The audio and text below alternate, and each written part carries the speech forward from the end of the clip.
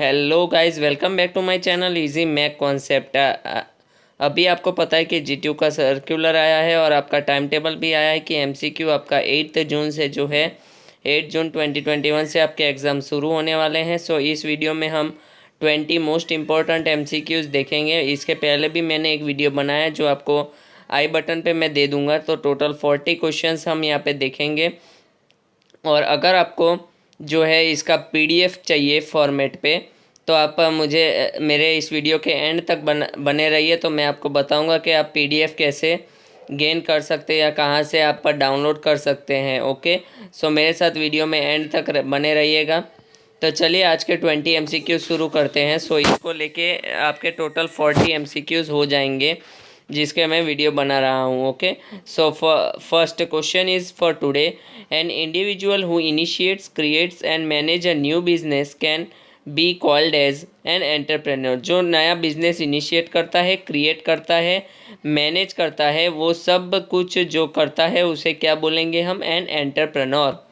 Okay, सो entrepreneur का ये definition ही है बेसिकली जो आप कंसीडर कर सकते हैं as an MCQ. Then next, someone who improves an existing can be called an intrapreneur. जो इम्प्रूव करता है मतलब जो नया चालू करता है उसे बोलते हैं हम एंटरप्रेन्योर।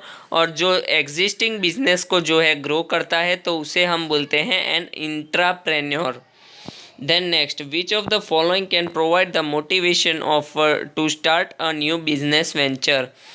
तो इनमें से कौन सा रीज़न है जो मोटिवेशन प्रोवाइड करता है एक एंटरप्रेन्योर के लिए to start a new business venture?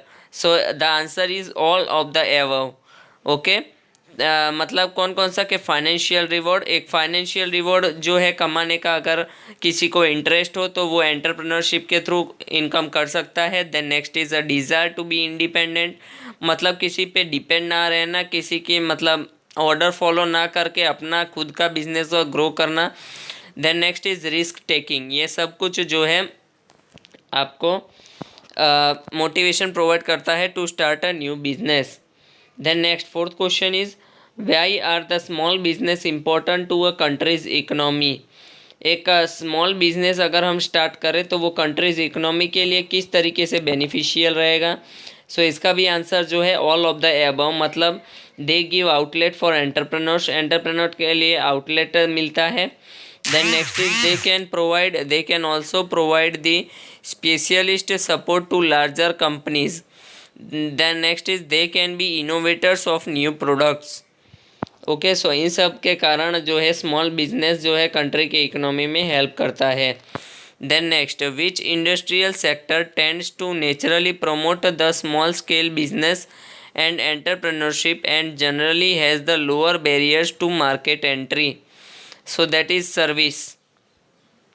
सो क्या बोला है? विच इंडस्ट्रियल सेक्टर, कौन सा इंडस्ट्रियल सेक्टर जो है स्मॉल स्केल बिजनेस एंटरप्रेन्योरशिप को प्रमोट करता है? तो that is service. Then the next, the UK government has implemented a number of policies to encourage the entrepreneurship in school. Okay, तो the UK government में इनमें से कौन सा एंटरप्राइज चालू किया था? So that is young enterprise to promote या तो फिर हम कह सकते हैं encourage the new entrepreneur. So उसके लिए क्या चालू किया था यूके गवर्नमेंट ने? तो दैट इज़ यंग एंटरप्राइजेज।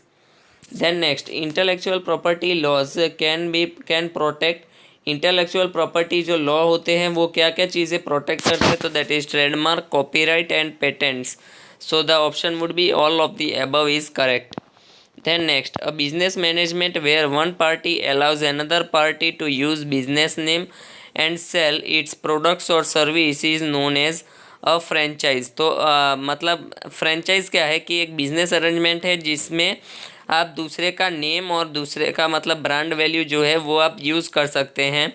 तो उसे हम क्या कहेंगे? इसमें क्वेश्चन में ऐसा पूछा है कि एक ऐसा बिजनेस अरेंजमेंट जिसमें आप अनदर पार्टी को अलाउ करते हैं to sell using its business name और प्रोडक्ट, तो उसे क्या कहते हैं? Franchisee. Okay, then next, the use of informal networks by entrepreneurs to gather information is known as entrepreneur networking. तो कौन सा इनफॉर्मल नेटवर्क जो है एंटरप्रेन्योर्स लोग जो है वो यूज़ करते हैं to gather the information collect करने के लिए, so that is entrepreneur networking. Then next, which of the following is the reason for business failure? So lack of research knowledge, poor financial condition and poor management. तो that is all of the above would be the answer. So 10 MCQs खत्म होता है, लगभग 50% जितना video हमारा पूरा हो रहा है यहाँ पे। Then next 11 number.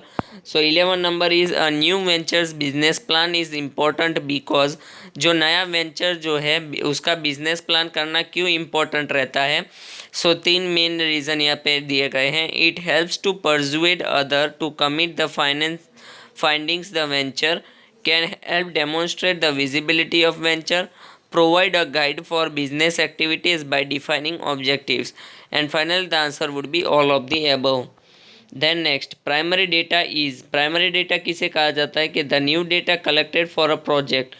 कोई भी प्रोजेक्ट आप शुरुआत करने वाले हों उससे पहले जो हम डेटा कलेक्ट करते हैं, उस नया डेटा, उसे हम बोलते हैं primary data. Then next, good sources of information for an entrepreneur about competitors can be obtained from, तो that is all of the above। Websites के थ्रू भी हम इंफॉर्मेशन मिल सकता है हमें। फ्रॉम प्रोडक्ट इंफॉर्मेशन, लीफलेट्स, मतलब बहुत सारे ब्रोशर्स वो सब आते हैं जिससे थ्रू हम पता कर सकते हैं। Then company reports and published accounts. Then next 14th question, innovation can be best defined as the successful exploitation of new ideas. नए आइडियाज़ को सक्सेसफुली एक्सप्लोर करना, उसे कहते हैं हम innovation. Then next, which of this statements best describe the context of entrepreneurship? Entrepreneurship takes place in wide variety of context. Okay, तो entrepreneurship का कौन सा सबसे सटीक डेफिनेशन कह सकते हैं हम? तो entrepreneurship takes place in a wide variety of context, this is the final answer we can say. Then next, entrepreneurs are motivated by, so all of the above, money, personal values and pull influences। ये सारे के वजह से जो है एक entrepreneurship motivate होता है। Then next, the purpose of all good business strategy is, so purpose क्या होता है कि good small business strategy achieve करने का? So to achieve the stated objectives, जो ऑब्जेक्टिव्स है बिजनेस का उसको जो है सेटिस्फाई किया जा सके। Then next, which of the following disadvantages of setting up as a startup as compared? So that is there is a high failure rate. Then next 19 number question is, which of the following is least likely to influence the using of new business ideas? So that is weather condition. So मतलब सबसे कम किससे फ़र्क पड़ता है? मतलब government policies, profitability और consumer expenditure जो है, इन सब से आपको फ़र्क पड़ता है for starting a new business ideas, but not the weather condition. So इसमें आपको क्वेश्चन ध्यान से पढ़ना है। नॉट बोला है, इज़ लीस्ट लाइकली या नॉट लाइकली, तो दैट इज़ वेदर कंडीशन। और अगर आपको ये पूछे कि जो इन्फ्लुएंस करता है ये सबको, तो आपको ऑल ऑफ द अबव ऐसा कुछ ऑप्शन मिलेगा आपको, तो वो टिक करना है। Okay, then next last question is, which of the following statement is false?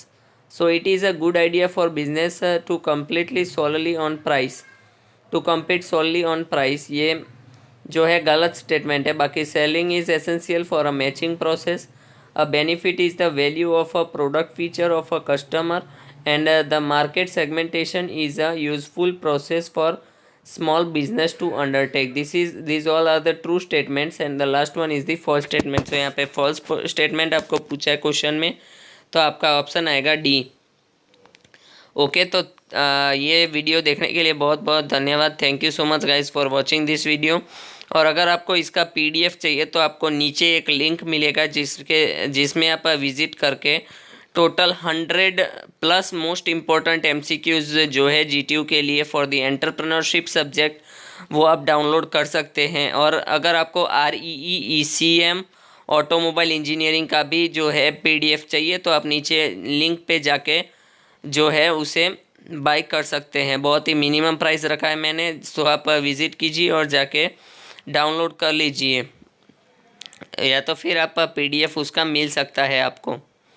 Okay, सो अगर आप मेरे चैनल पे नए हैं तो प्लीज़ सब्सक्राइब कर दीजिए और इसे अपने फ्रेंड्स तक शेयर कर दीजिए, क्योंकि एंटरप्रेन्योरशिप का MCQ और जो है काफ़ी मुश्किल से मिलता है, या तो फिर आप कह सकते हैं कि नहीं मिल रहा है लोगों को। और एग्ज़ाम भी अभी आपके आने वाले हैं। सो टोटल 100+ MCQ का PDF आप पर नीचे ऐप में जाके आपको मिल सकता है उसका PDF। Okay, thank you so much guys.